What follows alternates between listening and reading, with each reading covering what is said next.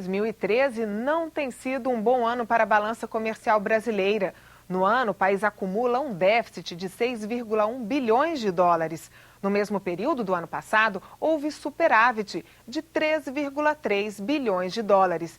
Mas o governo acredita que até o final do ano, o país fecha as contas no azul. 1/3 da produção de etanol no Brasil já está nas mãos de empresas multinacionais. É grande também a quantidade de terras nas mãos de estrangeiros. Além de grandes propriedades, fundos internacionais de investimento estão no comando de diversos setores do chamado agronegócio. Na terceira reportagem da série, o Diplomacia traz hoje os efeitos da presença do capital internacional sobre a economia rural no Brasil. Serra Pelada já foi a maior mina de ouro e platina a céu aberto do mundo. Em 2012, foi assinado um contrato com a mineradora canadense Colossus Minerals Incorporated, que irá mecanizar a extração dos metais e ter o monopólio da exploração. Ela é apenas uma das várias corporações estrangeiras que passaram a atuar no interior do Brasil nas últimas décadas. Mas a dominância não é só no setor de minérios. Os dados do Banco Central é que nos últimos 3 anos, 80 bilhões de dólares vieram do exterior e foram aplicados na compra de terras, de usinas, de etanol, de hidrelétricas e de áreas de minério. O importante é, usando um jargão antigo da CEPAL, que é a incorporação do progresso técnico. Ou seja, se esse capital possa transferir conhecimentos e tecnologia para a região, é importante. Esses investimentos têm que ter encadeamentos internos, né? E, portanto, não só na questão de tecnologia, mas também na área de fornecedores e também de seu encadeamento dentro da sociedade no qual eles estão inseridos. Além do dinheiro que veio de fora, durante anos o Banco Nacional de Desenvolvimento Econômico e Social financiou com bilhões de reais empresas transnacionais que atuam no Brasil. E estas empresas que conseguem dinheiro baratíssimo do BNDES fazem remessas para o exterior em valores superiores aos empréstimos que recebem. E ao lado disso, e daí sem o BNDES, nós vemos a compra de empresas brasileiras por empresas internacionais, que não acrescentam nada, elas não geram mais emprego, porque eram empresas que estavam instaladas, elas simplesmente foram vendidas, não se agrega nada à economia brasileira. Mas o BNDES, segundo me consta, tem um recuo nesse processo, que não é um processo recente, não é um processo deste governo. Esta ideia das mega multinacionais brasileiras é uma ideia dos militares, do governo militar, que não desapareceu por parte da orientação tomada pelo BNDES. Mas agora acredito que as coisas vão mudar. O setor agrícola brasileiro vem batendo recordes de produção ano após ano, só que ele é cada vez mais voltado para a exportação e dominado internamente por grandes grupos internacionais. A agricultura brasileira está desnacionalizada. Não tanto nas terras, porque o nosso território é continental, mas sobretudo no controle da produção. Quem é que vende os adubos no Brasil? As multinacionais.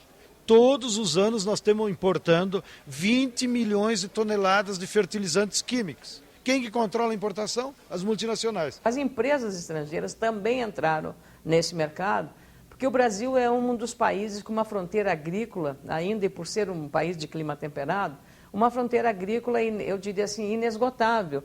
O agronegócio, via Embrapa, se tornou um grande centro de inovação e que depois é incorporado ao processo econômico e, portanto, gera estímulos a investimentos. Por ramo de produção, existem 5, 6 empresas. Por exemplo, leite, Nestlé, Parmalat, Danone.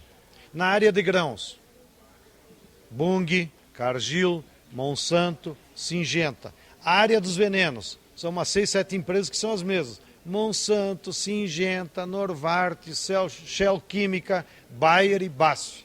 Então, as multinacionais elas vão dividindo um pouco o mercado por área de produção e de mercado que elas querem controlar. O controle do capital externo também acontece no setor de máquinas agrícolas.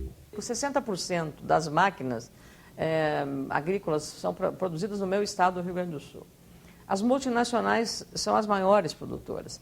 Acontece que ela não pode sozinha, a montadora de uma máquina agrícola, ela não pode operar, ela precisa de cadeias produtivas. Então, perifericamente, a fundição de aço, algumas autopeças para as máquinas, específicas para as máquinas agrícolas, elas são nacionalizadas. Mas chega num estágio que as condições são tão hostis para produzir no Brasil, quando o empresário bate em todos esses setores, não consegue superar essas barreiras, o que ele acaba? Se entregando a uma empresa que venda. Eu compro essa empresa, portanto. A desnacionalização no campo aumenta a agricultura e a pecuária para exportação. O grande produtor planta aquilo que o mercado internacional quer: o café, o milho, a cana, o algodão e, principalmente, a soja, que ocupa cerca de 40% da área cultivada no Brasil. Boa parte dela vira ração para animais no estrangeiro. Já o feijão, que está no prato do brasileiro, vem sendo crescentemente importado. O que está acontecendo no Nordeste? A maior seca dos últimos 100 anos. A previsão lá na região, que eu tive há pouco, é que vão morrer de fome e sede ao redor de 18 milhões de cabeças de gado, seja bovino, caprino e ovelhas. Bem, o governo determinou para a Conab: compre milho e leve lá para alimentar o gado. A Conab foi, não achou milho. Por quê? Porque a maior parte do milho brasileiro não está mais na mão da Conab. A Conab não tem o controle dos estoques e nem tem o milho.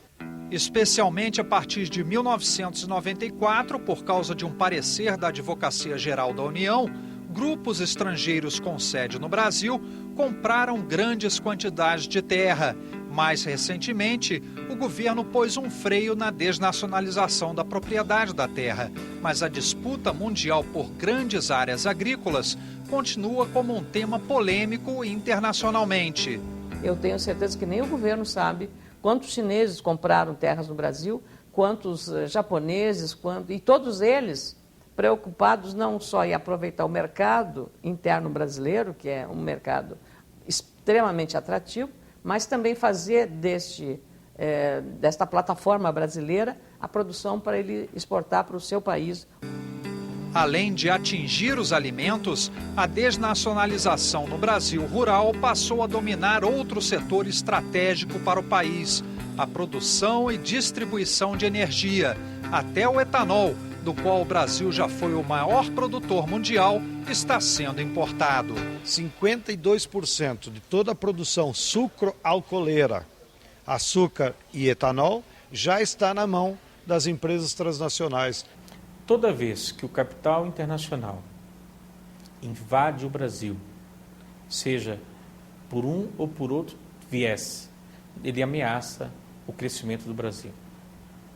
Então nós precisamos crescer, precisamos fazer parcerias internacionais, mas não podemos aceitar a submissão. A submissão que pode contagiar um processo de crescimento e de progresso. A última década foi um período de melhorias sociais na América Latina. A pobreza diminuiu e a fome já não é um problema tão grave como antes. Mas os desafios por uma sociedade mais igualitária na América Latina ainda são enormes. A pobreza e a fome na região é o tema de hoje do Dossiê Diplomático.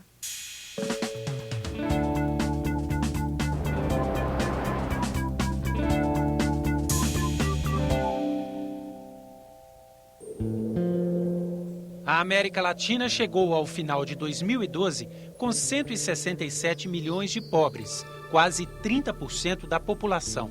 Embora o número seja alto, representa o menor percentual dos últimos 30 anos.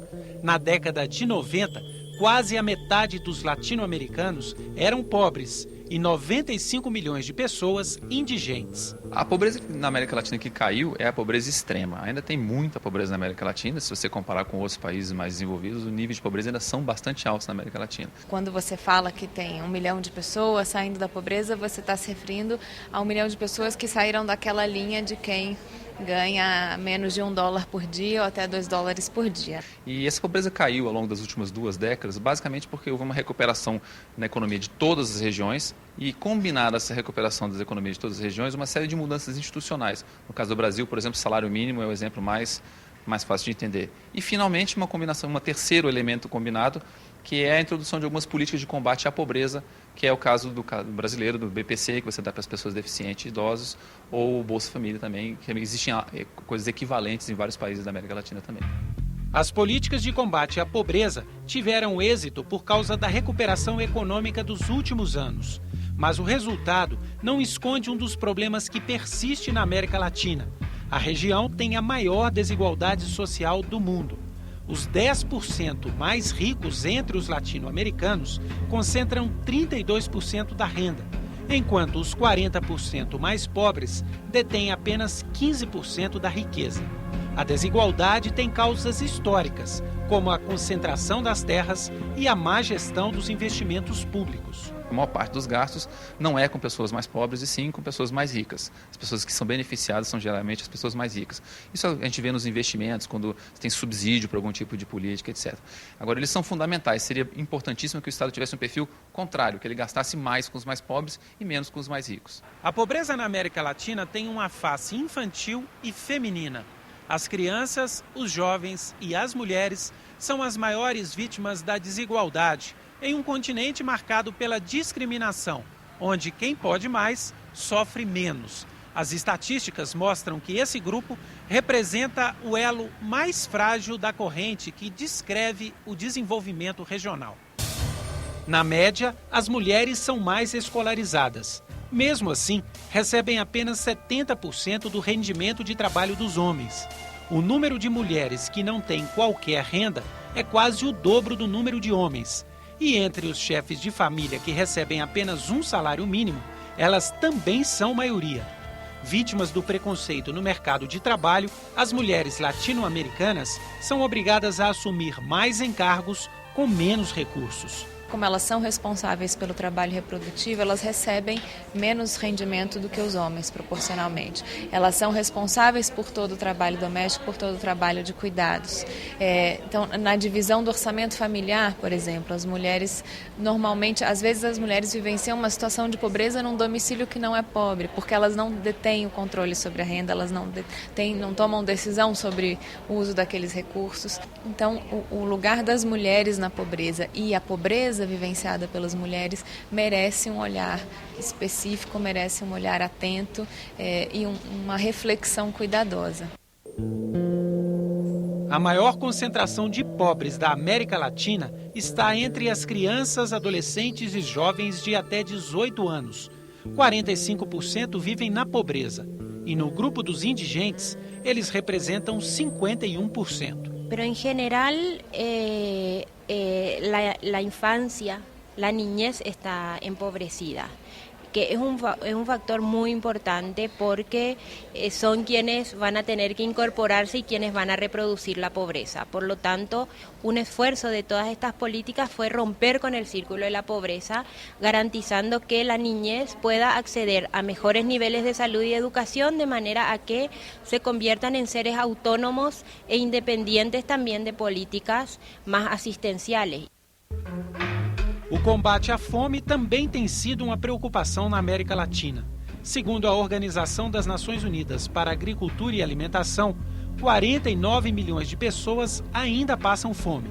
Em 16 países da região, mais de 10% da população não consomem a quantidade de calorias necessárias para uma vida saudável. No Brasil, a fome causada pela extrema pobreza atinge principalmente as pessoas que vivem na região semiárida. Elas são sobreviventes numa situação de miséria, de pobreza. Elas estão na pobreza, porque R$120 você imagina que não dá para sobreviver. E eles fazem um milagre de, com isso, sobreviverem. Às vezes esse dinheiro é da aposentadoria da pessoa mais velha que recebe como renda, que a principal renda lá é advinda da aposentadoria ou do fundo rural, que é aquele agricultor que recebe isso. Mas você tem que condizar.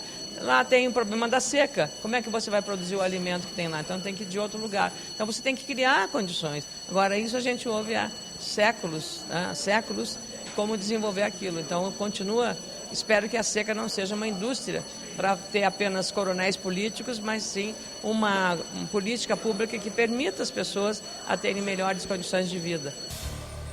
Mesmo com a recuperação econômica dos países latino-americanos, a tarefa de erradicar a pobreza é um desafio que exige muitos esforços dos governos da região.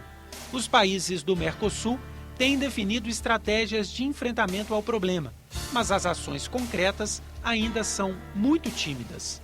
Los últimos 15 años en América Latina se han desarrollado una serie de programas de política de combate a la pobreza que han sido prioridad en todos los países. En el caso particular de Uruguay, estos programas tienen la ventaja de haber sido integrados a planes más amplios e intentan estar dentro de la malla de protección social del país. O Mercosul tem se preocupado muito mais, e os presidentes que se reúnem frequentemente demonstram isso, têm se preocupado muito mais com questões relacionadas à economia internacional, mas também é possível e é preciso agir e executar políticas que alcancem imediatamente e diretamente a pobreza.